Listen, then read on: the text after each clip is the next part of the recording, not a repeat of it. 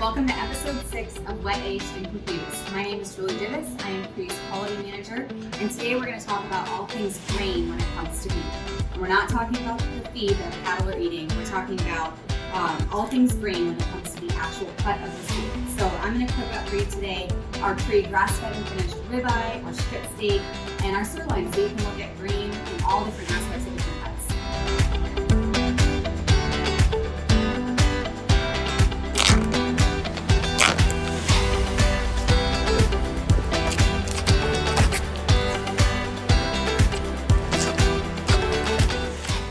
All right, so let's take a look at the grain and all these different cuts. So this is our strip steak. So you can see it's a little bit harder to see on raw, so we'll definitely look at it cooked.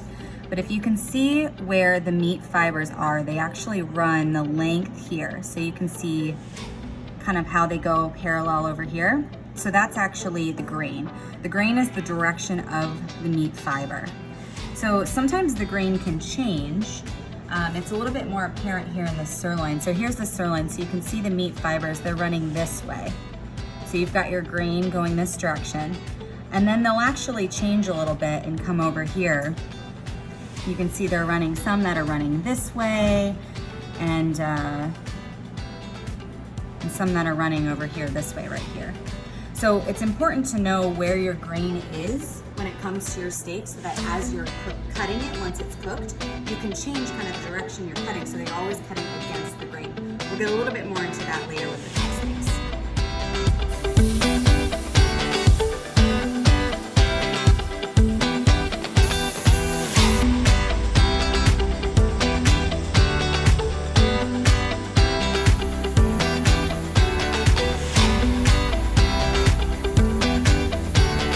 Let's start with our ribeye. So we're going to take a cut here, and you can see the grain. If you zoom in close here, you can see the grain, and the grain is the muscle fibers that are running down. So if you spread it apart a little bit, you can see how all the muscle fibers are running down this direction. So when we say cut against the grain, what happens, or what you want to do, is you want to cut perpendicular to that grain.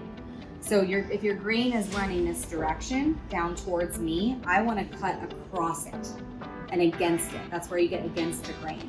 So even if you have a tender cut, you could have a tender cut when it comes to wet aging. It allows for more tenderness. The breed of the cattle is going to allow for more tenderness. But if you cut with the grain, despite all that's kind of creating this tender meat, you're still going to have a tough chewing experience. So it's really important to look where your grain is and cut against it. All right, so let's take a look at our strip now.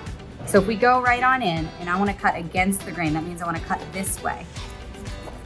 Kind of looks like I'm hacking it up, but here you can see too, now if you stretch it, look at that. You've got your beautiful against the grain. If you're going to cut another slice, now your teeth can just easily pull this apart. I can even pull it apart with my hands. If I were to cut it this way with the grain, I'm going to have longer strands that I have to try and work really hard to pull apart. So we'll cut one with the grain. Here. So we're going to cut down this way. We're going to cut a little slice this way. And I'm going to try to pull it apart with my hands. I'm trying very, very hard to yank this apart right now. So think about your teeth trying to break through and cut that through. It's much more challenging even with my hands. My teeth are just gonna grind, and chew. So, thanks for joining me on episode 6 of Wet, Aged, and Confused, talking all things against the grain. Check out the blog post for a recap, and I'll see you next time.